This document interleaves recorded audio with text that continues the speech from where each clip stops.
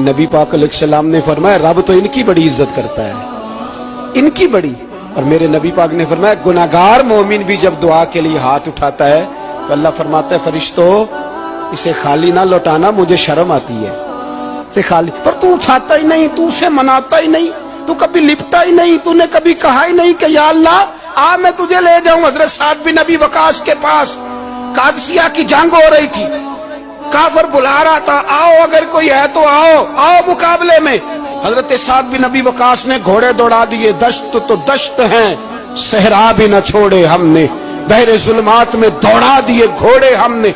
हजरत साद बिन नबी वकास ने घोड़े दौड़ाए, आगे दरिया आ गया, कोई पुल नहीं कोई शय नहीं। इस्लाम की इज्जत का सवाल है।